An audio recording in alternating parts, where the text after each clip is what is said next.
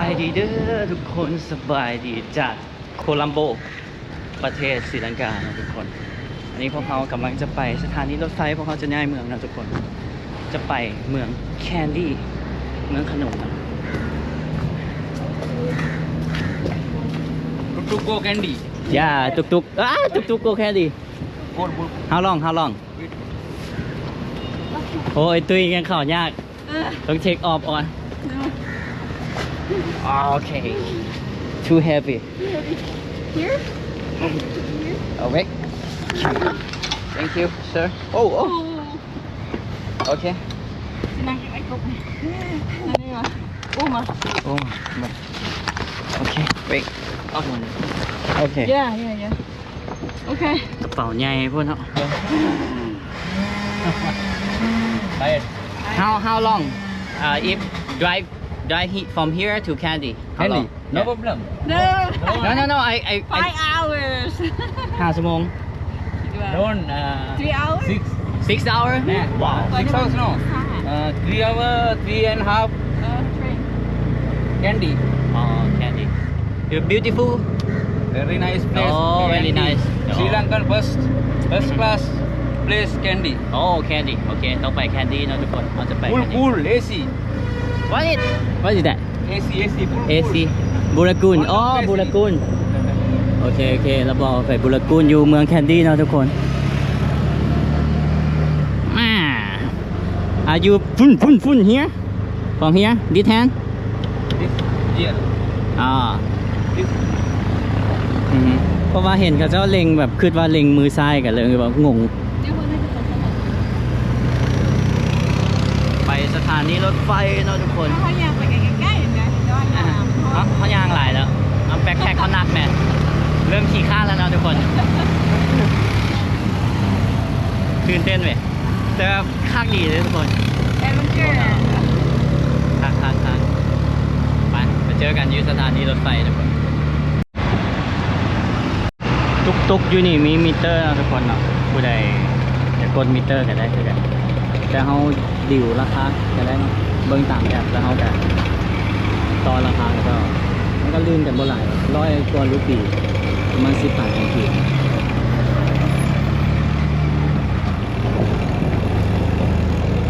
คนนี่ย่างตั้งแต่เช้าถึงฮอดแดงคุณน่ะเนาะคนบ้านเขาจะเอาแบบนี้ซื้อเครื่องซื้อของทืดๆอยู่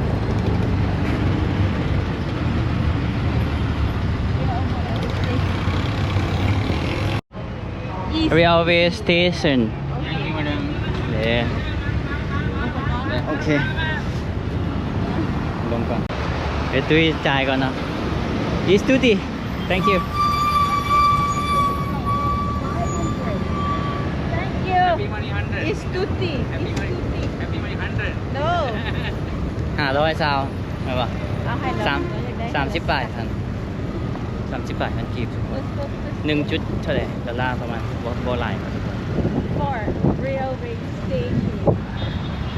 โมเมนต์มันออกแล้วป่ะ แคนดี้คือว่าเป็นแคนดี้ขนมเนาะแต่โมเมนต์ทุกคนนี่สถานีรถไฟตอนนี้3 โมงนะทุกคน3 โมงไป6โมงว่ารถไฟออกจากโมงแคนดี้3 โมงครึ่ง3 โมง 35เอามาทานไปด้วยไปซื้อน้ำก่อนบอกหรือว่าอยู่ในก็มีอยู่ดอกพอเด้อน้ำดื่มเนาะท้ากันบ่มีเด้อคอแห้งอันนี้บรรยากาศสถานีรถไฟค่ะทุกคนขอว่าในสถานีรถไฟนะทุกคนซื้อน้ำดื่มก่อนโอเคสไปซ์ซื้อน้ำดื่มตุกใหญ่ไปบ่ได้กินน้ำดื่มเลยนะทุกคนกินแต่อยู่โฮสเทล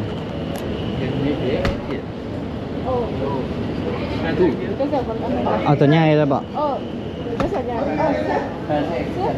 sir, get the big one too. How much for the big one? How much sir?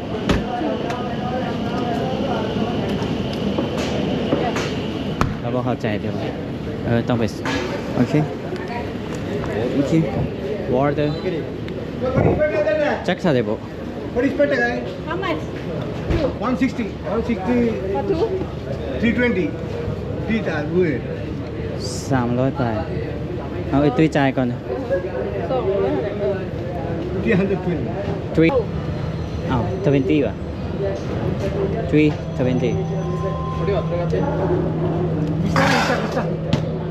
Thank you น้ำดื่มอยู่สถานีรถไฟตุกละ11 บาททุกคน 12,000 กีบเนาะ50 เซนต์ร้อนแห้งตอนนี้เขากำลังจะไปขึ้นรถไฟ อันนั้นแอร์เขาหมด อ๋อ อันนี้มีแอร์ของเขาบ่มีแอร์ว่าเป็นอย่างน้องเขาเซฟคอร์ดเด้เพราะว่าปีรถของเขานั่งไป$3ของเขา F พวกเฟิร์สคาร์จะอยู่ A อันนี้ D F E ไปจังได๋ก็ตามงบแล้วเว้ย$3เนาะทุกคนเอาบ่ต้องไปคาดหวังเอียงหลายหรอกบ่ต้องไปคาดหวังเอียงหลายเนาะของเฮาพัดลมทุกคน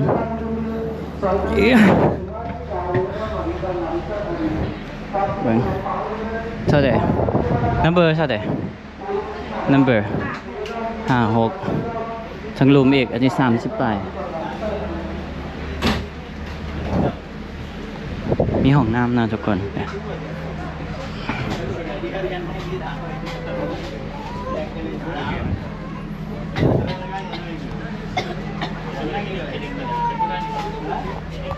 เอาเต็มเลยมีพัดลมอยู่นี่วะ56 Yes โอ้ต้องเอาแบกแพ็คไอ้ตื้อขึ้นก่อนแบกแพ็คโกกับปักใหญ่ๆ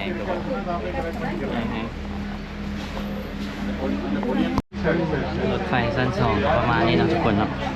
มีมงเหยียบนี่มีอันนี้ลงนี่ไหนก็มีมองก็ถือว่าโอเคเนาะทุกคนแต่ว่าน่าจะเก่าดุอ้างตลอดเพิ่นมีอันติดเด้อันติดใส่เหล็ก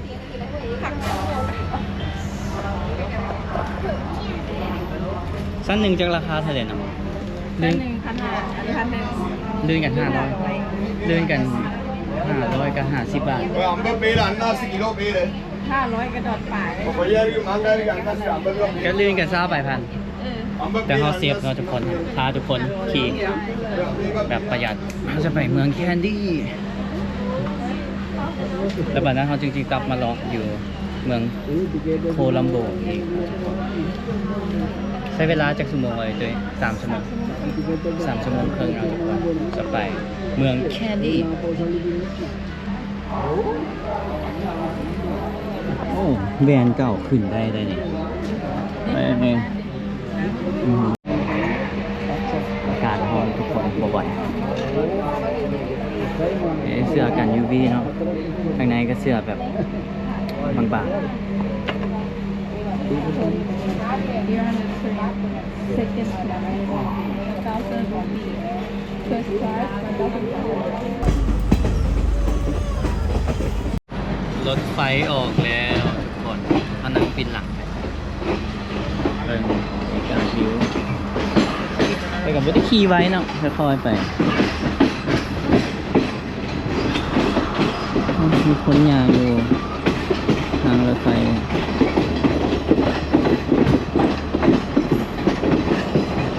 หลายรางอีหลีเนาะให้สลับเลย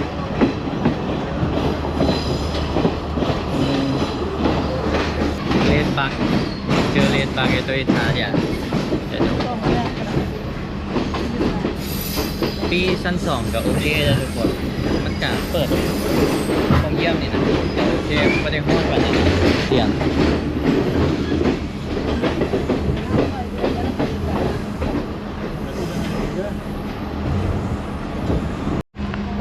มีบริการขายเครื่องแล้วทุกคน รถไฟก็มีขายถ้าเกิดอยู่เมืองไทยแล้วรถไฟกับ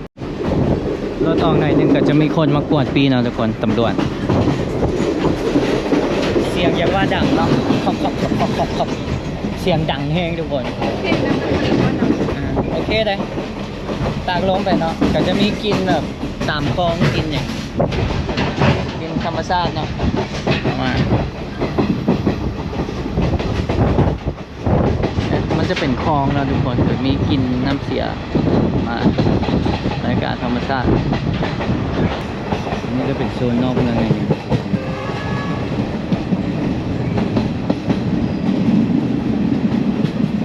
ก็ขี่ออกมาได้หน่อยหนึ่งทุกคนเบิ่งจะเห็นวิวแบบนี่น่าจะเป็นออกนอกเมืองน้ำบนจะเป็นปลาหลายๆ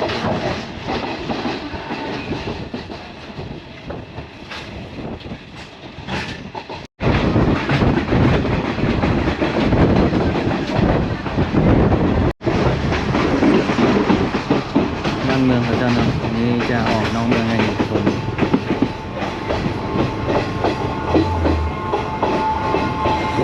รถไฟ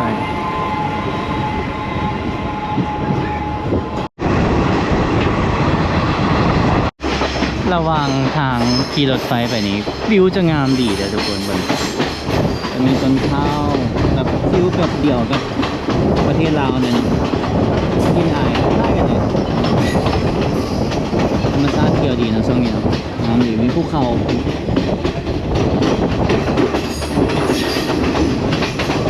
รู้สึกว่าต้นข้าวจะหลายเลยทุกคนบนเดียวไปทั้งหมดคือลาวเลยนี่คือลาวมีรอดตรงมุมนี้เนาะทุกคน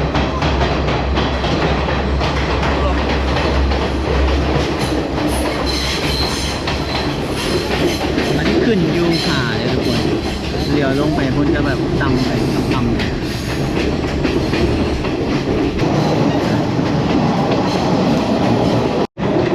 นี่ก็ผ่านอีกเมืองหนึ่งเนาะทุกคนบ้านเมืองเขาเจ้าแบบโอเคเลยทุกคนก็หลายจะเห็นจะเป็นตึกเนาะเป็นซีเมนต์นะจะเป็นแบบไม้นี่ก็บอเห็นเลยบอเห็นเลย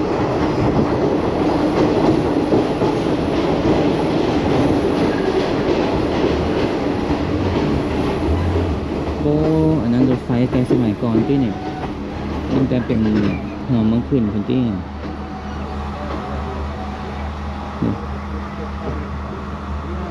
สถานีใดนั่นนะคาดูการนาวามีคนขึ้น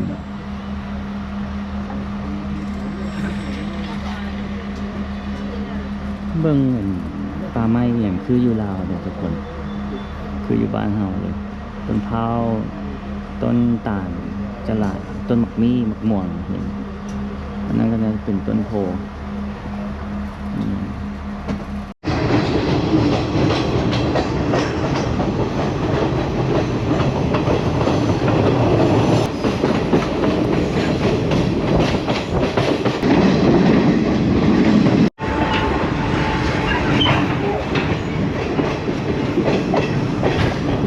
ถติดนะทุกคนเลยทาง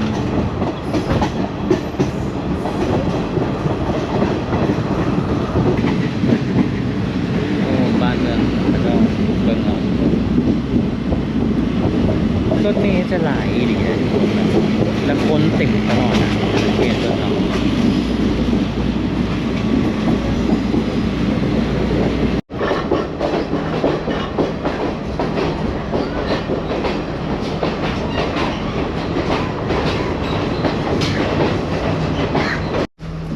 ฮอดแล้วเนาะทุกคนสถานีแคนดี้โอ้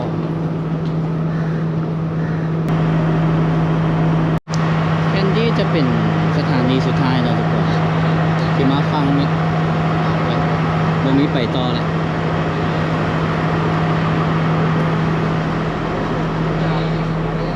เพราะเขาจะย่างไปโฮสเทลเนาะทุกคนเป็น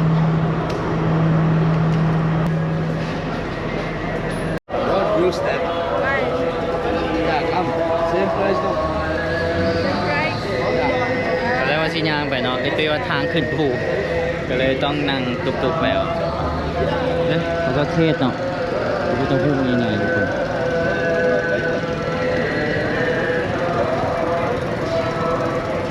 อ้าวไอ้ตุ้ยไปใส่ละโอ้ซอกอยู่ ชี้วะ Candy Railway Station. ฮะ 200 นึง Candy Railway Station. how much ตามราคาเท่าไหร่นะ 250 rupees. 200 250อะไรวะ200โอเค200 Okay. คนละร้อยเนาะคนละร้อยกับคนละ10 บาท You're from? we are from Laos you know Laos Laos. near Thailand Thailand, yeah. near Nice country. near I've been there for one time. oh Thailand. Thailand Yeah. you like the food Yeah, good food and good peoples. oh And Thailand is good. But how is Sri Lanka? Sri Lanka is good yeah So good yep for I love here nature and Yeah. everything is everything good.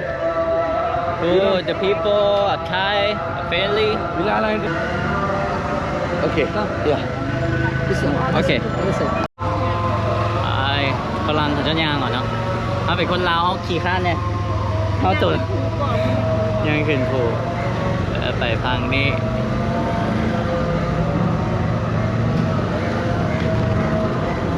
ก็จะสวดมนต์เนาะทุกคนอันนี้เป็นเมืองแคนดี้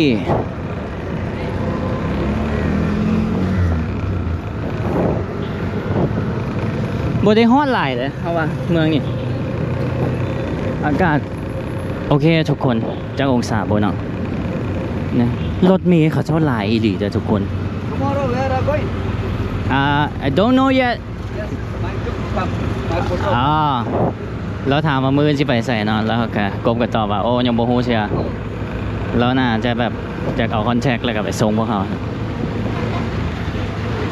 ในรถเมล์เขาเจ้าหลายอีหลีทุกคนแบบการคมนาคมเขาเจ้าเนี่ยนะหลายแฮงแล้วประเด็นคือรถเมล์เต็มทุกคัน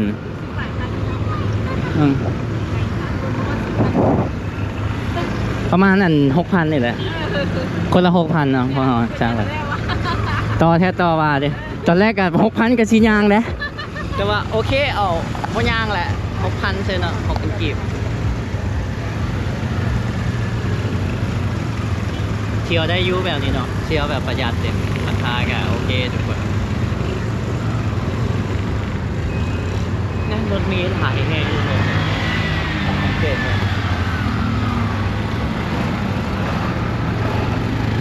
รถจักรบ้านเขาเจ้ากับขี่ด้วยเนาะ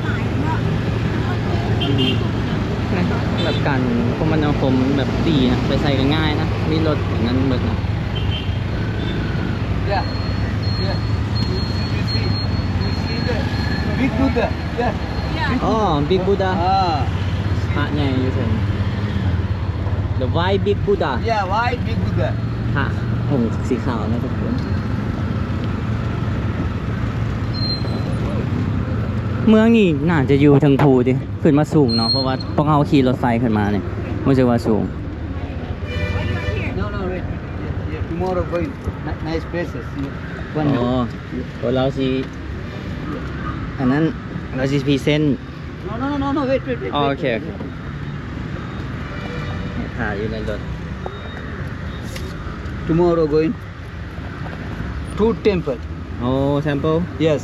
To temple. Oh, This to? candy dancing. Candy dancing 5 o'clock start, 6 o'clock finish. อืม This candy lake view. Oh, Candy Viewpoint. Yes. This big Buddha. Oh, the one that you told me. Yeah. This one here coming. Big Buddha. No. Yeah, step by step. Here coming. Okay. Very beautiful. Mhm. This one botanical garden. Oh, This tea factory. Botanica Garden. Tea สวน factory. Tea factory. อ๋อ Yeah. มีสวนทรายอีก Herbal garden. Herbal Garden สวน You like spa, โอ้ wood carving, อือฮึ gem museum. อ่า Gem. 1, 2, 3, 4, 5, 6, 7, 8, 9, 10. อ๋อ 2,500. 2,500. อือฮึ You 2%. I see. 2%. โอเค 2,500 whole day. 10 places. อือฮึ 10 places. โอเค What do you think about it? This one my telephone number something. โอเค Take picture. I take a photo a video โอเค Okay? โอเคเราขายเซลล์นะ Sometimes this one Ambulu top. อับ Ambulu, yeah. ทาวเวอร์ Tower, yeah. มีบอลเชียวหลายนะทุกคนขายทั่วเด้อไป มีการขี่มาจอดก่อนเนาะขายทัวร์ก่อนแบบว่าท่านผู้ใดอยากซื้อทัวร์ก็ง่ายเนาะทุกคนแต่ว่าพวกเขา10 บอลคนน่ะท่องเที่ยวหลายแห่งเนาะแล้วก็จะไปให้ได้หลายที่สุด Many tuk-tuk, 4,000, 5,000. แล้วว่า4-5 พันตุกๆคนอื่นเอา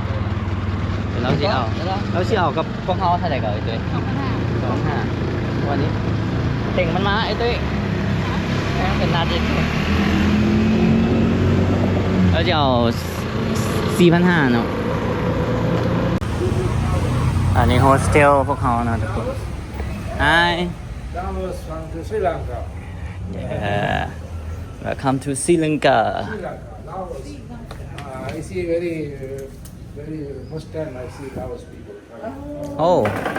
I see people, Vietnam people. เวียดนาม Vietnam, เราว่าคนลาวกับมานอนอยู่นี่ not much. คนกัมพูเชียคนเวียดคนลาว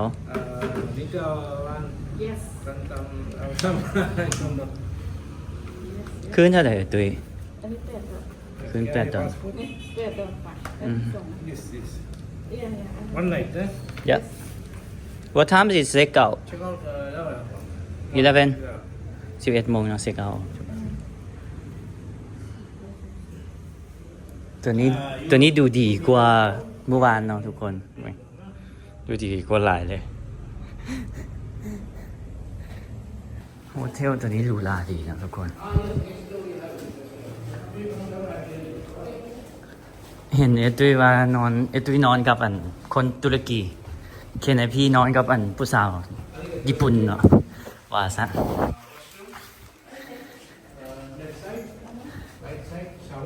ว่าจะแบ่งเป็นห้องผู้หญิงผู้ชาย Ah, yes, yes. I open more toilet, okay? ห้องน้ำมีดีกว่าอยู่ตัวนั้น ว่า Only now one is two people. ดีกว่า You other room, huh? He sit here. อ๋อ I'm here ก็ดีกว่า โอเค เดี๋ยวไปถ่ายเพื่อนเลยค่ะ ทุกคนเดี๋ยวโอเค เดี๋ยวชินอนอยู่เถอะ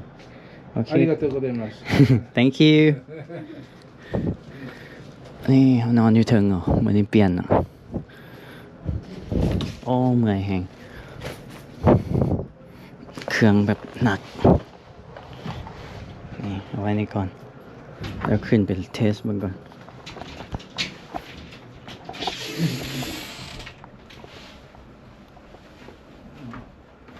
เพราะว่าที่ไปนอนอยู่เถิงมันมีแอร์น้องฟังนี่เดี๋ยวซีรีวิวบนนอนเห็นทุกคนดูนะเมื่อกี้นี่กะลมกับรูมเมท